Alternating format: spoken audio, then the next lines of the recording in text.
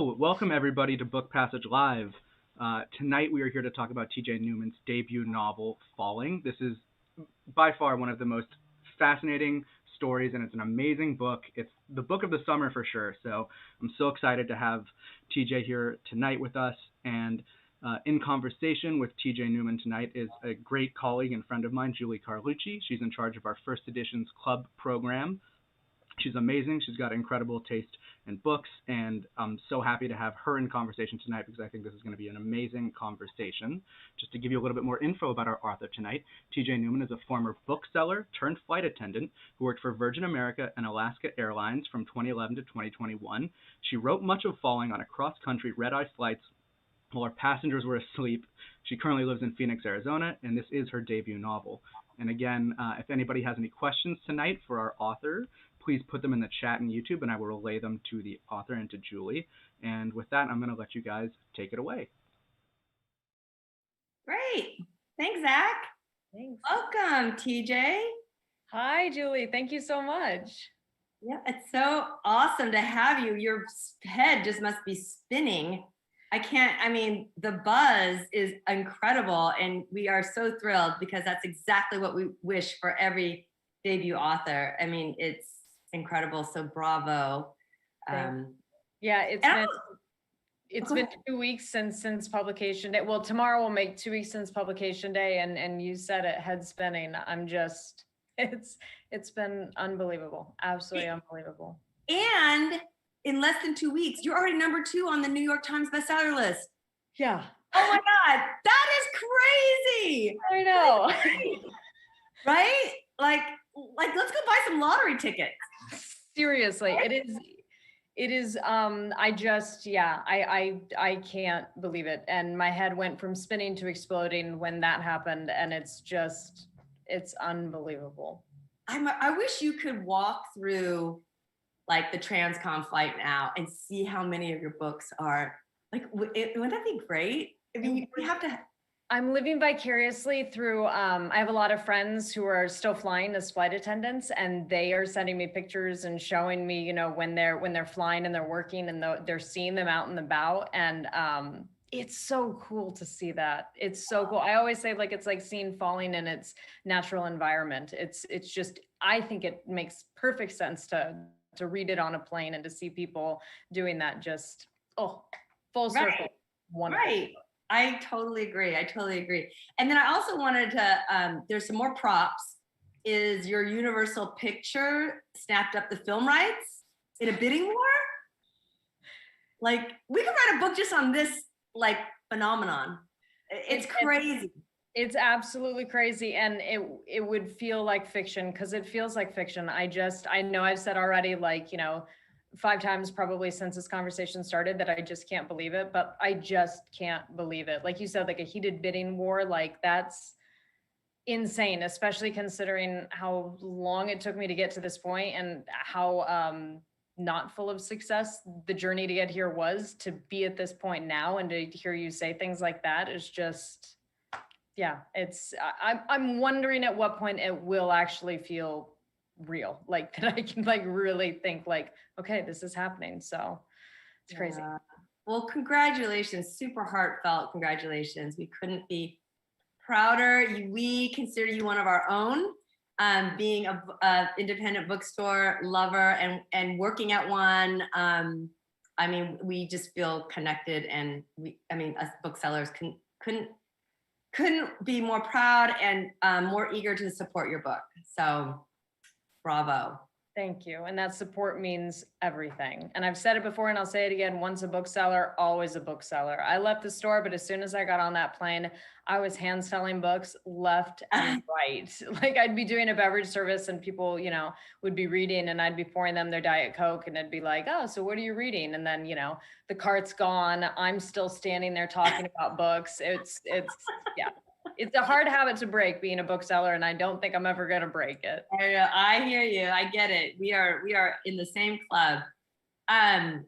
So I went and did some digging and looked at your the whole arc of your story, and with further examination, you know, I know everyone loves to pitch this book as this flight attendant was writing this about this plane crash dilemma.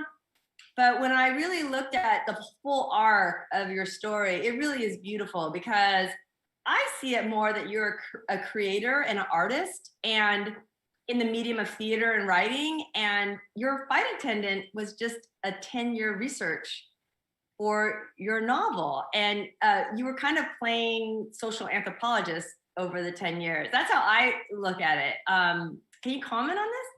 I love that that breakdown of that, and I don't disagree. It's funny because I look back now that I'm at this point, and I look back sort of at the journey that got me here. And at this point I go, oh, well, of course, everything like fell into place just exactly right. And that wouldn't have happened without that to get to this part of my life where I'm at. But I promise you at the time, like none of it felt like that. None of it made any sense. It just felt like I was sort of moving towards things that I love and that felt right, but not necessarily with any sort of like big picture in place. But it's so fascinating that you describe it like you just did, because I think you're right. I am a creative, and I started, as we were discussing earlier, my roots are in theater. That was my first dream that I pursued. I went to college for musical theater, and then I moved to New York after that and pursued that. And since we're not talking about, my next role on Broadway, clearly it did not go well. It was, it was a failure. And that's when I left New York, moved back to Phoenix, and that's when I got a job at the bookstore. And it was when I was at the bookstore that I kind of made peace and accepted what you said, which is that, look, I'm a creative person. And no matter what, that's never going to go away. Mm-hmm. And I just kind of like made peace with it and accepted it, and then figured out how to repurpose my creative energies into something like writing that I could do without having to put myself out there in quite the same way that theater had me putting myself out there. And that was part of, one of the reasons when I took the job as a flight attendant, I left the bookstore to be a flight attendant. And one of the reasons why I felt like, okay, this is a leap I can make, was because I knew that the job would still afford me time and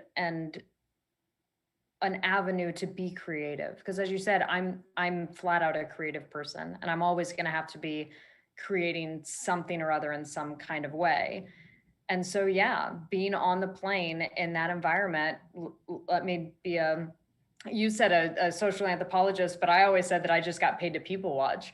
And it's basically the same thing. That's where I did my character research, was just observing, a different set of 150 human beings every, handful of hours, and different, set of crews that you worked with every day. And the stories just kind of fell out of just the environment. Yeah. Wow. I mean, there's so much there to unpack, but the musical theater world could not be a better training ground for rejection. That is the hardest, because those roles are less to get than in Hollywood or in TV. I mean, right? Like being on Broadway, being in theater in New York it's like the eye of a needle. Yeah. And you couldn't get better training on rejection and resilience than musical theater in New York. I think. I mean, I don't know. I haven't been there, but I can only imagine. It's exactly right. And I do think, especially like you're saying, like with theater too, it's like if you're going after a film or something, you can play a lot of tricks. You know what I mean? There's lots of different things that you can do. But say you're doing theater, there's only so much tricks you can do live. So say I'm auditioning for a role where they've already cast the male lead, and he's 5'3". So they're only looking for people that are shorter than that, so you're eliminated just on the fact that you're over 5'3". So you see what I'm saying? So it's like, that's where I think I got my first taste of dealing with rejection, by trying to understand, like, it's not me. I should not, totally own the fact that I didn't get the part because I'm over 5'3". You know what I'm saying? So I think that helped me sort of gain, like you said, that initial resiliency, which I sure have needed along this journey. Yeah, it's because it is, if you didn't have those, if you didn't have like a black belt and flexing those muscles, I mean, you probably would have, I don't know, I would have, after like, after 41 rejections, I would have jumped off that bus probably like at 10, because my soul could only take so much, but you just kept going because you were super trained. Because I had a black belt in rejection, like you said, I love that too. Yeah. Yeah, it's 41 agent rejections before I got my one and only yes from my 42nd agent that I submitted my work to. And I mean, speaking of things just making sense, it's like it was the perfect fit. And so, I look back now and I go, I had to get those 41 no's, because any one of those 41 no's, if they'd have said yes, it wouldn't have been the right fit. It wouldn't have worked out the same, I don't think. Yeah. So I think that also, that I don't think I realized how much faith I had in the process like that as I was going through it, because I felt those rejections. I felt every single one of those 41 rejections. And it didn't even take me to 10 to where I was considering giving up. Like, I felt it the whole time and I wanted to give up the whole time. But I think I had that faith that I'm talking about and I didn't even realize it fully. I just kept moving forward knowing that my one yes was out there and you only need one. Right. You are so strong. What an inspiration for a lot of people in publishing and elsewhere. I mean, that's just like a great human trait to have. I mean, so, that's another bravo to you for toughing through that, because that's not easy to take at all.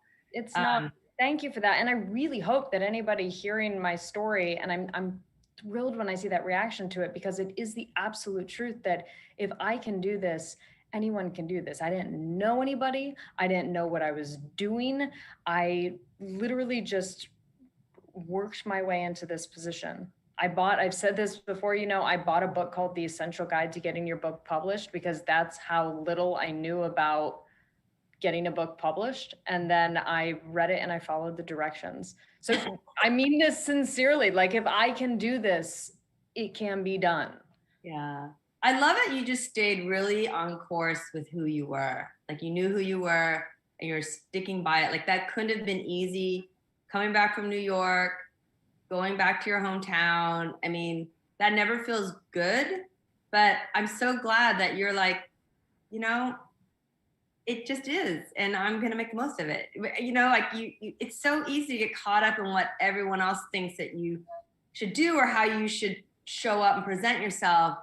And I'm so happy that you just followed your inner voice and did what made you feel whole. I think it's a great outcome, a great payoff for doing that. Yeah, that's to thine own self be true. Just keep moving towards what feels right, even if it doesn't make sense. Like I said, I think there's a lot more to like the inner intuition guiding you. Like I said, a lot of this journey didn't feel like conscious effort of moving towards a bigger picture. Like I said, I knew what I wanted. I knew I wanted to write this story. I knew I wanted to make it as good as I could. And then I knew once I got to that point that I wanted to get it published. Mm-hmm. But that was it. It was just kind of like moving towards an intuitive center that just said, keep moving towards this. I don't know what it's going to look like. I don't know how I'm going to get there, but I'll figure it out if I just keep taking it step by step. And I took that idea from writing the book and then through editing the book and then through trying to get it published, was just worry about what you're doing right now. Just worry about this one thing. Don't think about the whole story. Don't think about the whole book. Think about this scene. Don't even think about this scene. Think about this interaction. Think about this line, like just breaking it down as small as you could and just focusing on one step at a time. And then I don't know, you just get to the point where all of a sudden it's something tangible that you can hold in your hand. It's wild. It's weird. That's great. That's great. You never got too far ahead of yourself. You just stayed within the steps that you could see in front of you, which is great. Right. A lot of people are asking this, how soon into your flight attendant stint did you know that this was the story? that this was the one you were going to write? I wish I knew the exact day when I had this idea. I'd been flying for several years before I had the idea, and then I was working full time while I was writing it. Like I said, I was just a creative person moving towards creative endeavors, and it was once I had a complete story, once I had finished like a first draft, that I knew that it was like, I did that, and now I want to make it better and get it published. And 2017 through 2019, those were that was the time period where it was like, if I'm gonna do this, I need to actually I need to hunker down, and I need to really put a concerted effort into making this happen. So that was the time frame of when I really, like I said, it became crunch time then. And then I got my agent at the end of 2019, and that's when everything just kind of moved into the next level. Did one day you were just sitting on the plane and the idea came to you, or did a pilot say something like, oh, I had this nightmare, or like, how did it just enter? Like, where did the seed come from? So the idea for this came to me one night. I was working a red eye, and red eyes are my favorite flights. They were the flights that I worked the most. They were my route. They were my jam. LA to New York, that's my jam, red eyes. And I was working that red eye, and I was standing at the front of the plane, and I was looking out into the cabin at the passengers who were all asleep because it's a red eye.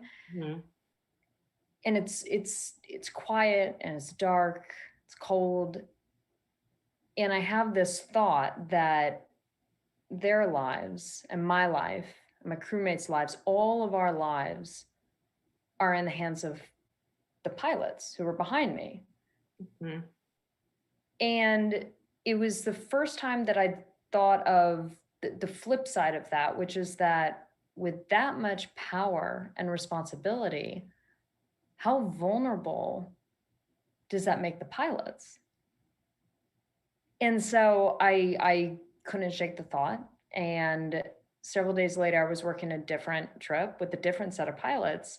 And one day I just said to the captain that I was flying with, hey, what would you do if you were working a flight and your family was kidnapped, and you were told that if you didn't crash the plane, they would be killed? What would you do?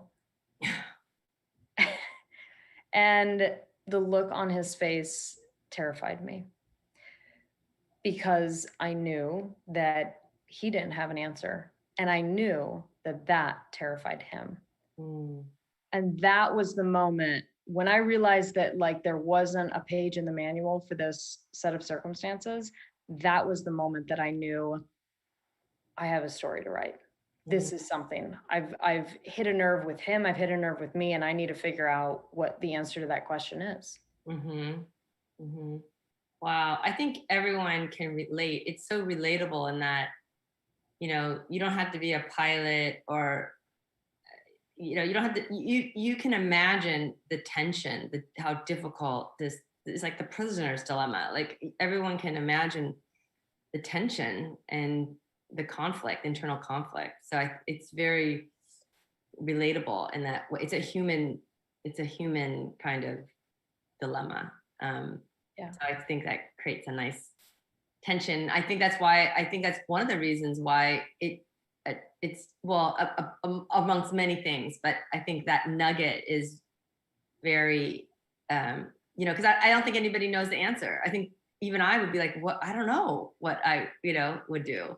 Exactly. Like I was saying, as soon as I realized there wasn't already an answer for that, and it was an individual question that I would have to answer, you're exactly right. I do think that makes it a more active read for the reader, because you inevitably go to, what would I do? If I was in his position, what would I do?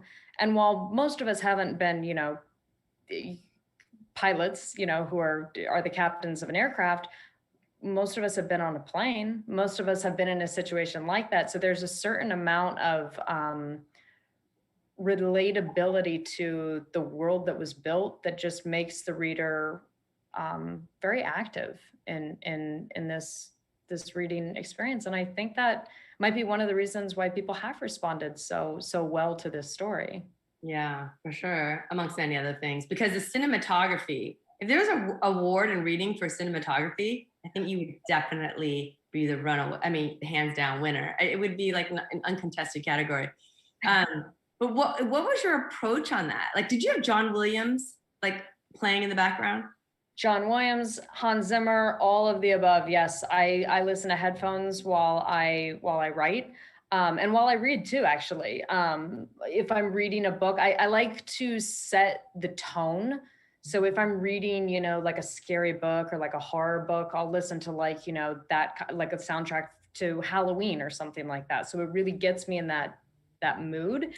And that's what I did for writing this book. I listened to movie soundtracks the whole time to get me into that, you know, big blockbuster 90s action thriller, Marvel comics, you know, mood, because it's what I love and that's what I envision this story to be. And I'm a very visual like I'm a visual learner. I'm a very visual that's the type of learner that I am. So that's just how it naturally, the story came to me. And it's been fun to hear everybody say that, you know, that they can see it play out, you know, cinematically in their mind. It's cool. Yeah, I even have the surround sound like feeling, you know, when we're reading it. So that was a great great technique that you use. Okay, my favorite character, we have to talk about her, but I have to be very careful and measured about what we say. But Joe, first of all, TJ, big props for expanding the narrative of the flight attendant. Like the flight attendant, like 40 years ago, or however she was, like she's been portrayed, or he or she's been portrayed as this single track character. And I'm so glad that your story has been able to expand that narrative. And really, like I was mentioning before in the green room, my mother-in-law, Rosella, who's a flight attendant for TWA, she would tell me stories all the time about, you know, what they were in charge of and the huge responsibility and how they had to get a lot of, you know, they had to get everything right, because if it wasn't right, you know, you were putting people in danger. But it was always like the pilots that got all the front, you know, all the accolades when she would tell me it was really them doing a lot of the work. So I think she would love your book, and I think she would love Joe. I think Joe and Ro are the same person. But yeah, so who is the Joe in your world? And did you fly with Joe? Like, there are so many unsung Joes in this world. So can you talk to us a little bit about Joe? It's so funny that you say that, because I've actually heard that response to Joe and all three of the flight attendants from other flight attendants and people that work in aviation, where they say, I know Joe. I've flown with Big Daddy. Oh, I love Big Daddy. I know Kelly. Like, you know, is Joe a real person? No, none of them are real people. They're all fictitious characters that I came up with. But I think that there's something to sort of these like archetypes of the flight attendants that I know that I flew with, who are, you know, like Joe is a force of nature. She is the consummate professional who is there for service and to do everything, you know, with a smile like a flight attendant does. And then when it comes down to it, she has to actually do her job, and she handles business. I mean, there's just no looking back. She just handles business. And that was so many people that I flew with. That was also my mom. Like, my mom is a flight attendant as well. And I now look back after I've finished this, and it was not a deliberate choice, but I see a lot of my mom and Joe. Just these strong, powerful women who I think, like, if you know, like you said, you know, it's providing a counter narrative to the stereotypical way that flight attendants are portrayed. And as you also said, pilots usually get all of the acclaim when a situation happens. And I think a lot of people don't factor in this idea that, like, when you're on a flight, once that cockpit door closes, we're on our own. It's us. It's the flight attendants and the passengers. The pilots, their duty is to maintain control and to protect the airframe, period. They're there to fly the aircraft. We're back there. The flight attendants are now in charge. It's just flight attendants and passengers. And I have to say, like, I wrote this book because I just wanted to tell a really fun story. And I wanted to take people just on a really fun ride that was just like an escapist good time. But to hear that kind of response of, I never realized the flight attendants were so well trained and had so many responsibilities. And this is going to increase my respect for the role of the flight attendant and also see what they do in a different light. Mm-hmm. That just, I mean, nothing could make me happier. Nothing could make me happier. And I'm so thrilled that Joe and Big Daddy and Kelly have really somehow, I think, endeared themselves to readers. And I love that. Yeah, I love it. I love it too. I love that because so many times I was looking back on different books, like so many times the pilots are the ones that are, they shine the spotlight, or the narrative centers around the pilot. And I'm so glad it's, that those three are the ones that everybody is like pushing through to see and meet, mentally, like that's who you'd want to, if everybody was in a room, that's who you would gravitate to, because for all these great things, for all, for just showing them, the full people that they are. And, they're so likable and so honorable and relatable. So I think it's great that we can expand the perception for flight attendants. I love that. And I know that it also expands anytime that I read about or see anything in the news that's happened, like an incident on a flight, if it's a mechanical or a safety or security incident or a passenger incident or something like that. I always find it so interesting that they do focus on the pilots and they do focus on the passengers and what's happening. But I always go to, what is the crew doing? How did they respond? What was their, the next steps that they did to do this? And it's unbelievable how often those details just aren't there. You usually focus on what the pilots do with the plane and then how the passengers react. When the middle world, the flight attendants are the ones that usually are the go-between and the people directing and making things happen. So it's kind of fun to apply that lens also just to news stories as they come up. Right. And the flight attendants also control the mood and the tone in the cabin. Like how you I have to be really careful because I don't want to divulge too much in the book, but really it's like how they handle it and how they see it. And, if it's a big deal, it's a big deal. If it's not a big deal, it's not a big deal. Like they modulate what's going on, the energy that's going on. It's really a skill, and they're so good at it, which is highlighted in your book. Yeah. Yeah. Thank you for that. It's been, like I said, really gratifying to hear that response to a different, counter narrative to what is typically seen of the flight attendant. So thank you.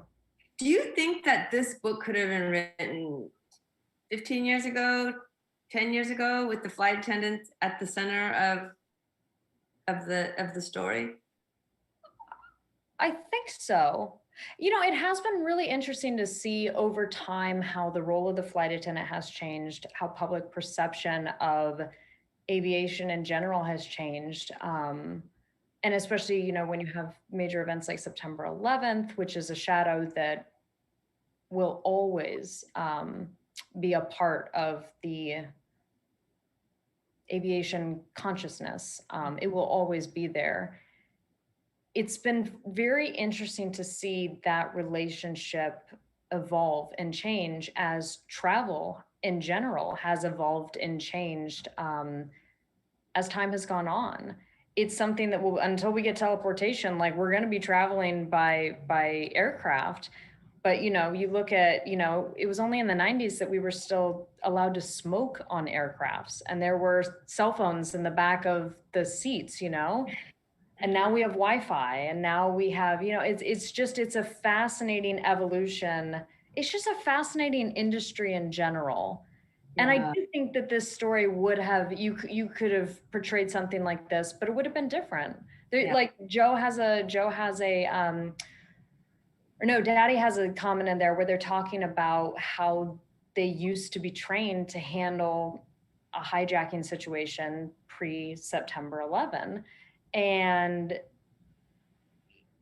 it's an industry that is constantly evolving and changing. So it'll be interesting to see, this story, how it would play 15 years from now. Like you said, not just 15 years ago, the industry was totally different. I'm sure the industry will be totally different in 15 years down the road, because it's just a truly a living and evolving industry. Right. It seems like as each year it's like exponential. It just like one interval, 1 year is not the same as another interval 10 years ago. It just seems like it's just more like the change is just that much more rapid with a shorter amount of time. Absolutely. And also you look back to like the 70s and like there was a skyjacking, practically every day. That was the whole era of, take me to Cuba, and people, jumping out of airplanes with briefcases full of money.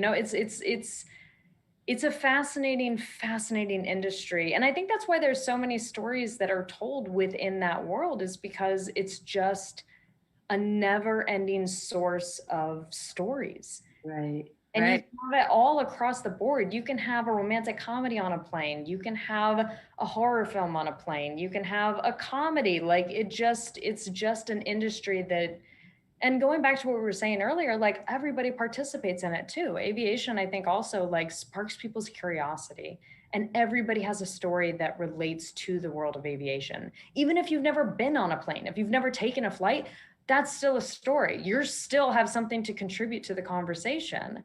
So right. it's an industry and a whole viewpoint that I do think just sparks people's creativity. And it's flight. We're talking about flying, which, when you ask someone like, what would your superpower be if you could have anything? It's usually like one or two. So, I mean, it's just a interesting, fascinating industry. For sure. Just the idea of like humans being in a tube up in the air is just, that alone like sparks a lot of wonder. But I want to get to the dilemma. So when I read your book, I was thinking, this dilemma of when you have to travel for work and you leave the family behind. How did you know how to write this with such authenticity?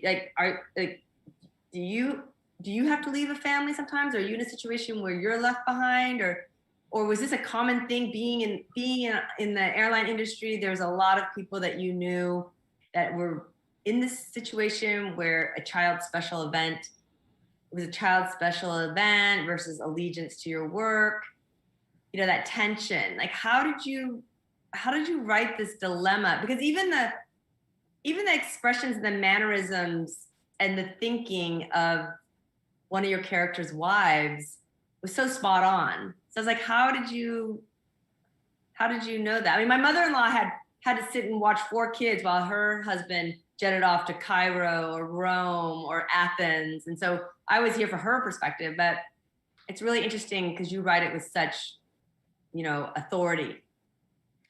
I think maybe because I've been on both sides of that, right? Like my mom was a flight attendant growing up, so I got used to what that felt like on the side of being left behind at home and seeing my mom go off and fly a trip and knowing for, however many days she was gone, there was going to be a lot of takeout, or my dad trying to cook us, hamburger helper or something like that. And then, but then having her come back and knowing that, like, that's the beautiful thing about aviation is like when you're gone, you're gone. But when you're home, you're home. You don't take work home with you. Like you forget that you have a job on your days off because you just don't even have to think about it. So it's a weird balancing act. And then once I got into the industry and once I was a flight attendant, then you see it the other way. I leave my house and I leave everything here and it's not on my mind the whole time I'm gone. And then, seeing your coworkers who are juggling family and calling as soon as the plane lands and you hear them on the van ride to the hotel, hearing about the Little League game and what happened and who won and this type of thing. And it is a balancing act. And I think that aviation is such a unique and specific and weird industry in general that to understand it from the outside looking in can be difficult. And I think it's the same thing for lifestyle. it can be hard to be in a relationship with a flight attendant or a pilot, because if that sort of like away and back situation doesn't work for you, then it's going to be really difficult. It's a different kind of lifestyle. And I do think that having been on both sides of that, and seen all of my coworkers juggling it the whole time, it just sort of naturally played into the story. Wow, you write it. It was very accurate. I could feel Carrie's, I could feel everything that she was saying. So that was very well done.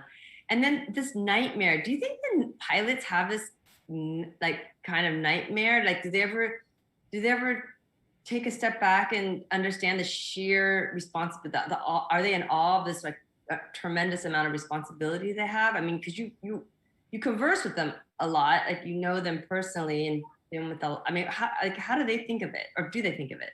Yeah, and I think you're referring to the prologue, which is like a nightmare scene, correct? Yeah. So the very opening of the book, just in case there's anybody watching that hasn't read it, I'm not spoiling anything. Well, I guess I'm spoiling like maybe the first 3 pages, but it's not a big spoiler, I promise. But it's a nightmare scene, and pilots having reoccurring nightmares is actually a very common thing. And I did ask a lot of people, and I even actually threw it out to like a Facebook forum that a friend of mine was a part of, a Facebook forum of pilots. She just threw out to them like, hey, do you guys have reoccurring nightmares? And if so, like, what are they about?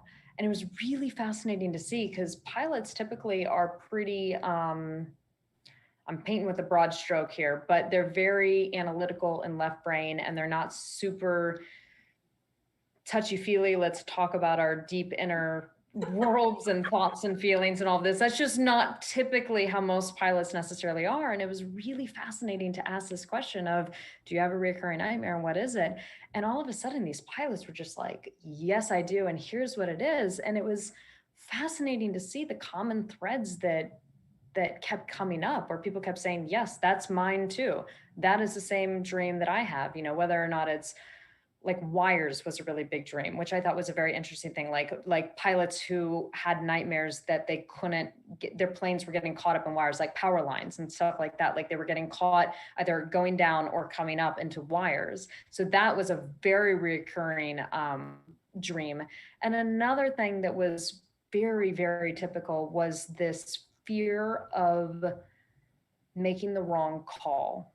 Knowing that like you are the person that makes the call, and what if you make the wrong one? And that was a very common thing that I kept seeing come up. So I ran with it, with the opening dream, which is basically what it's almost, a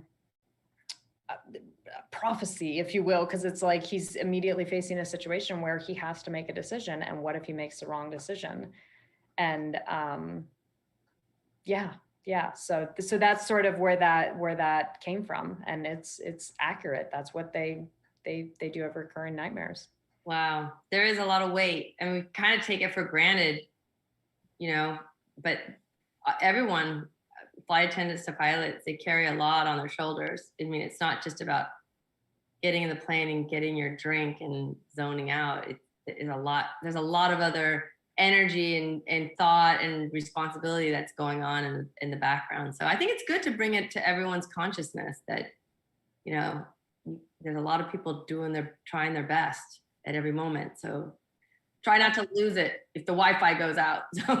Exactly. And I have to say, it's like, look, it's wonderful that aviation is such a safe endeavor that we can take that sort of lax approach to it and forget the fact that we are enclosed in a metal tube, a couple miles up in the air, traveling hundreds of miles an hour. Like, what a luxury that we do forget that those are the circumstances.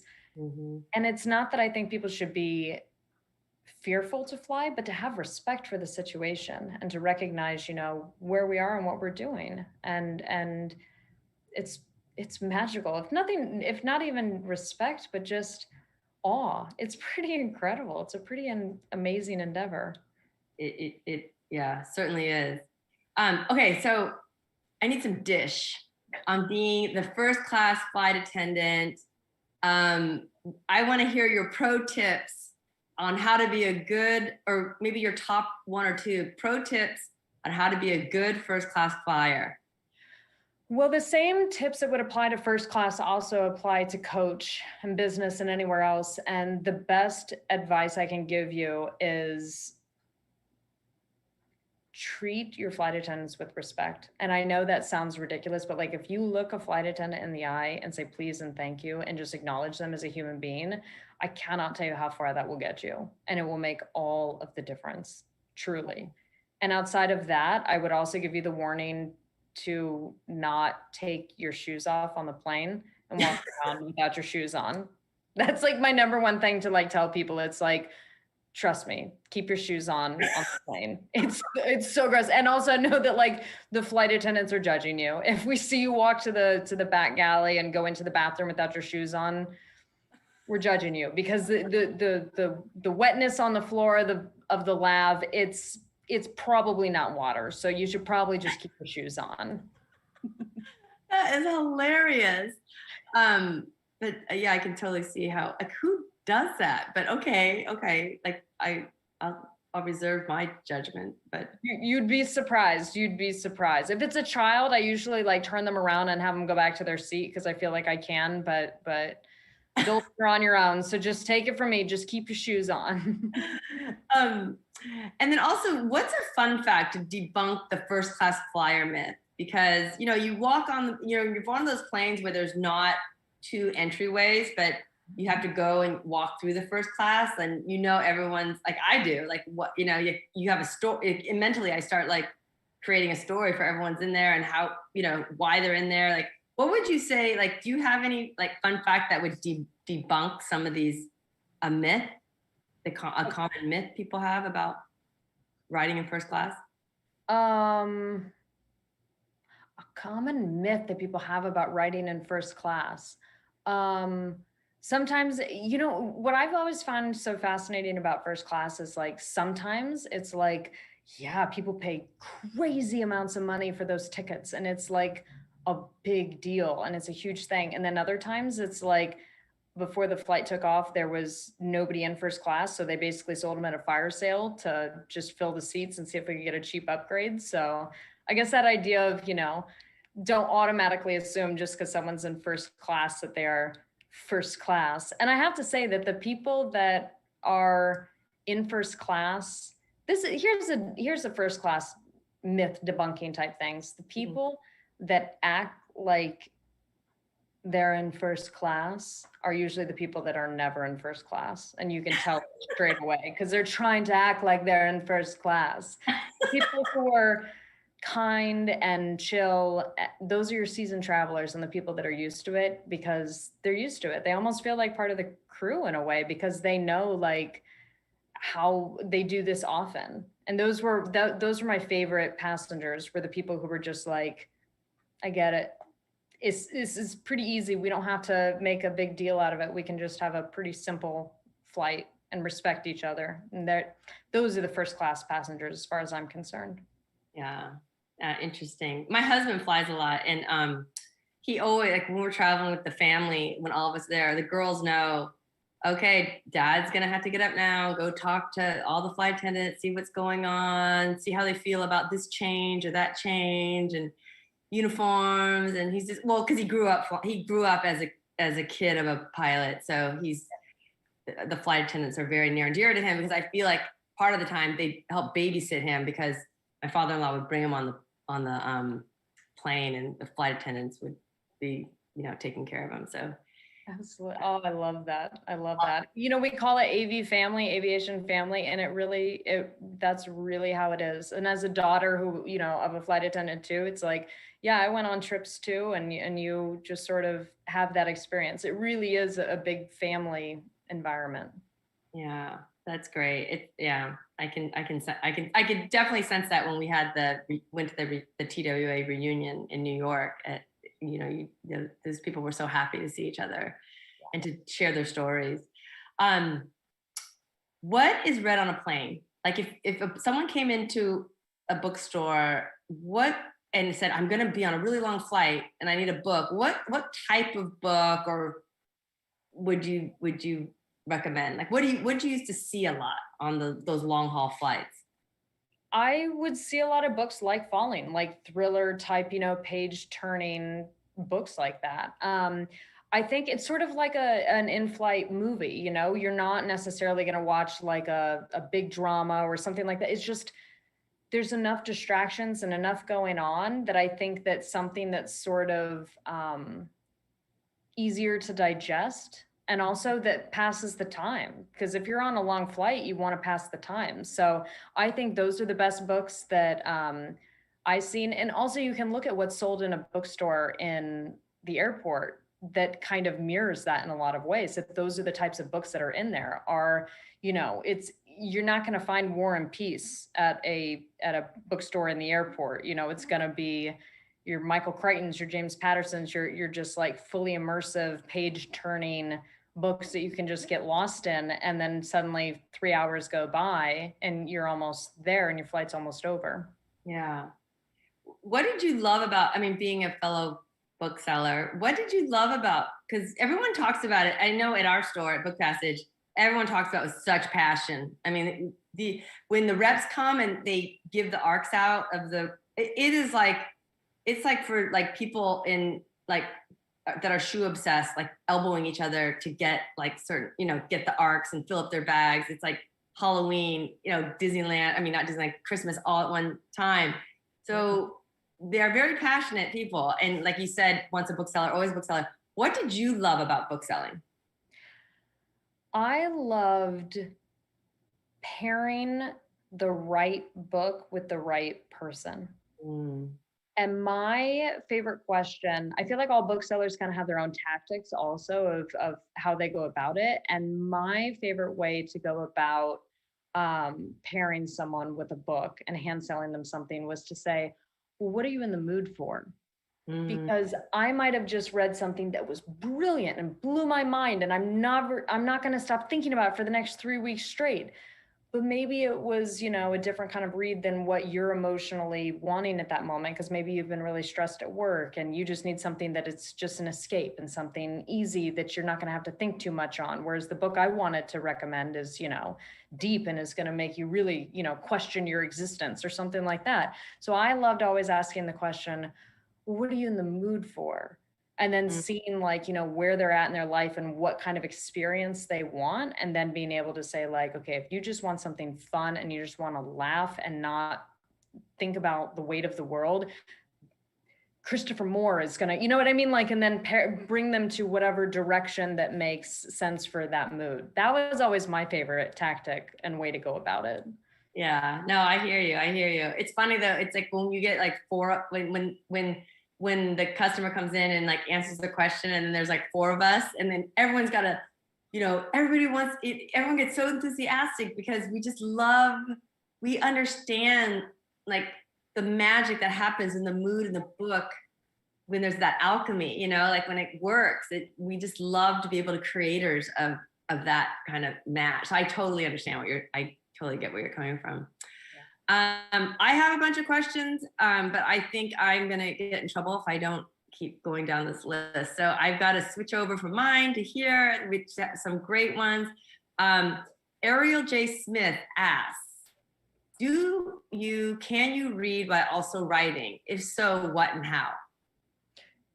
I'm sorry, could you repeat the question, Julie? I think what she's asking, like, while you're writing, do you also read books and if other books? And if you do, which ones and how do you live in those different worlds?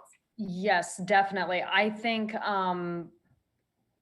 you have to be a reader if you're going to be a writer.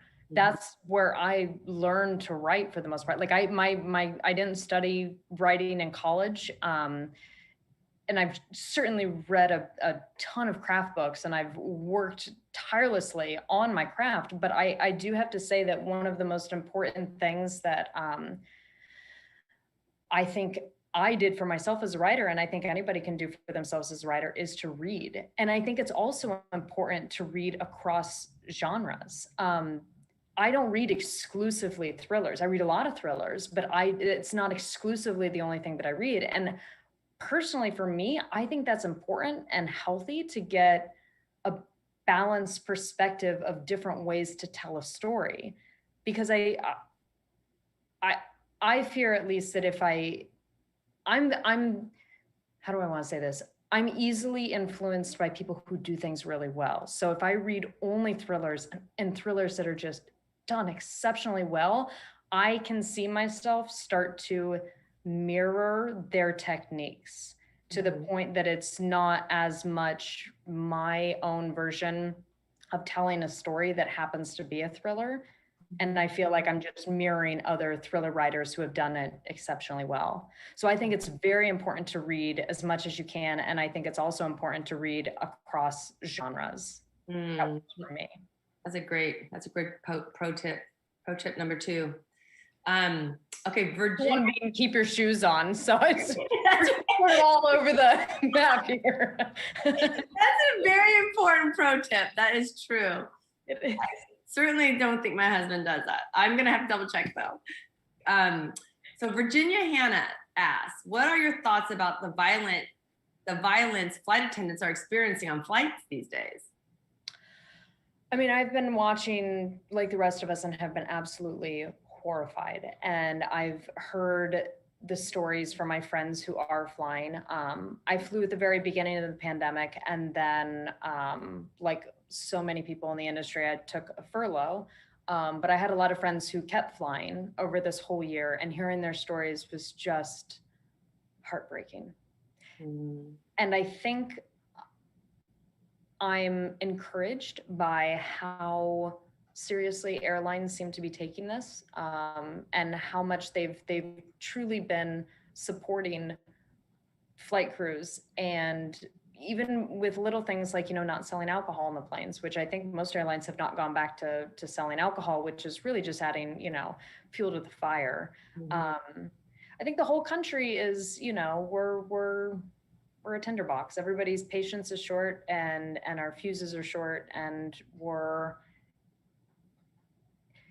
everything is magnified on a plane, right?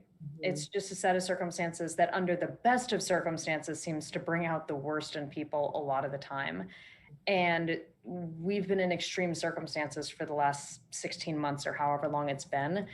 And it's been hard to watch, but honestly not very surprising. And my only hope is that as everything kind of cools down, as we sort of hopefully move towards healing and coming out of everything we've gone through for the past 16 months, that's reflected in the way that people are treating themselves and others on aircrafts.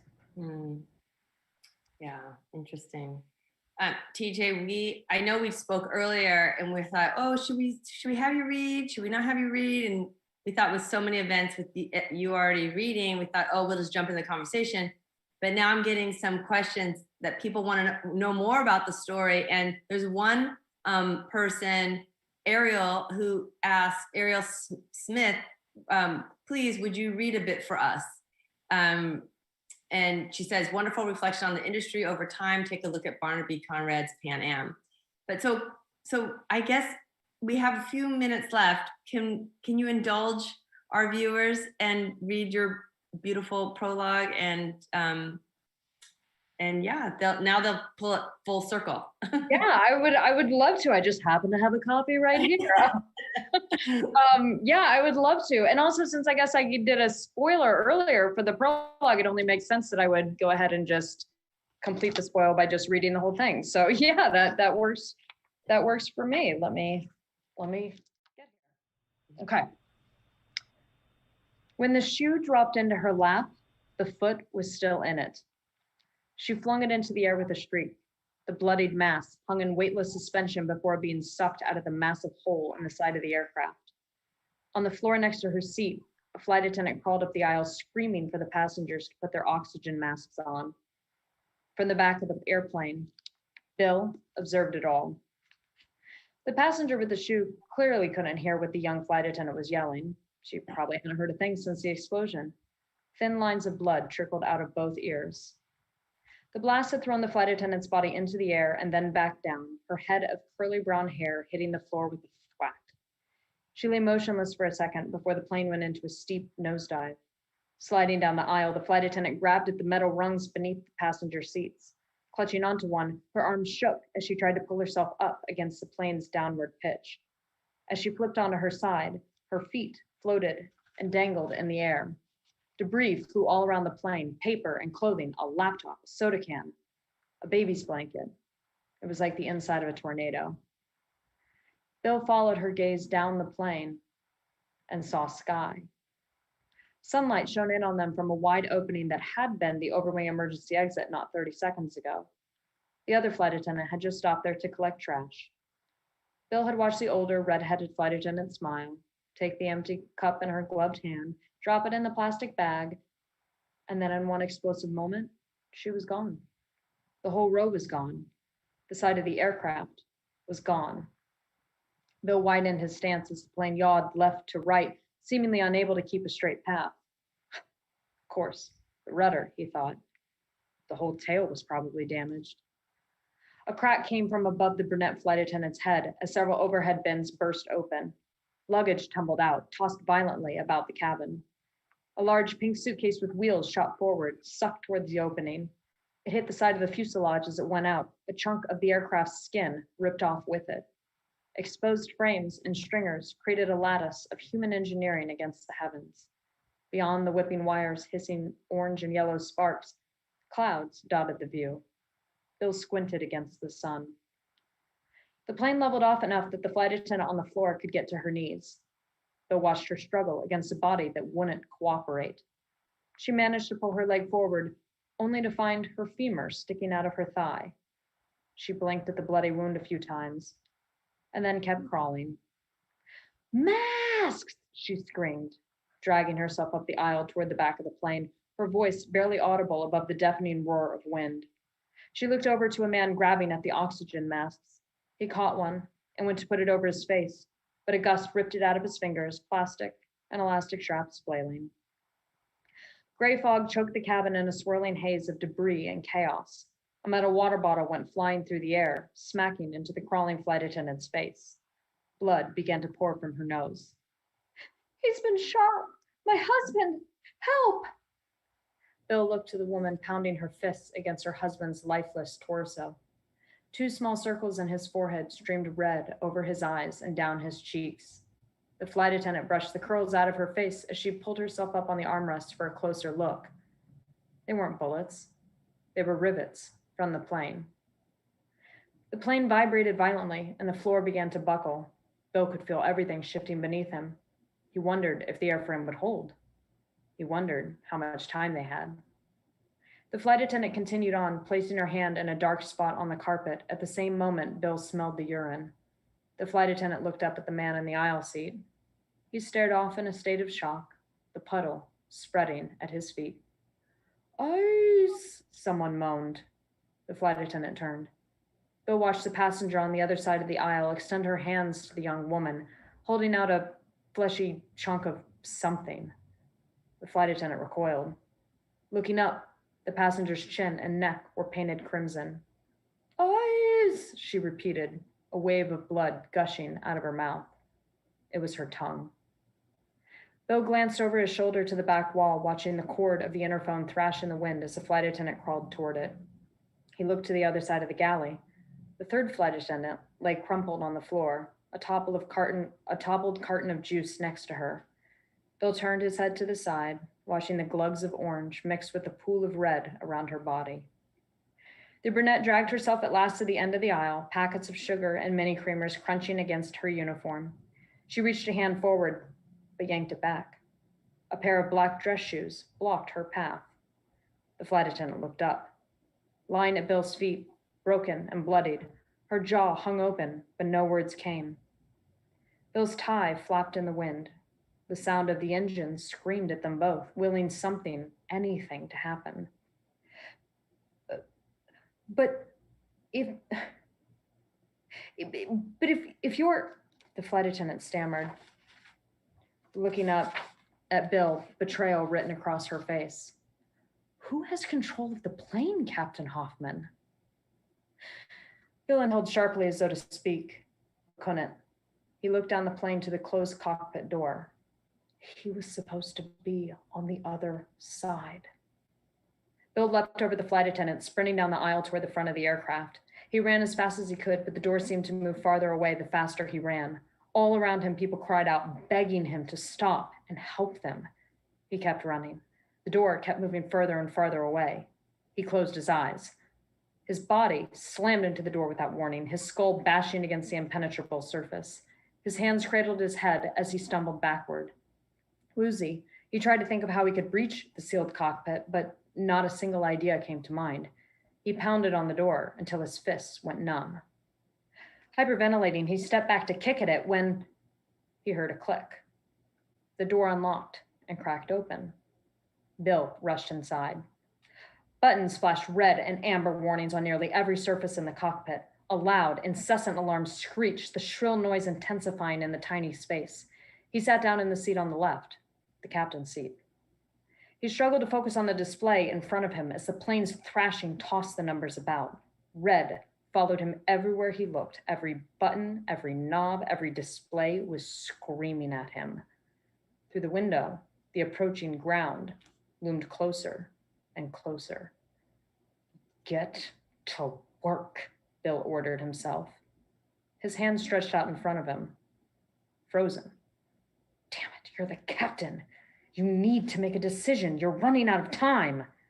The alarms got louder.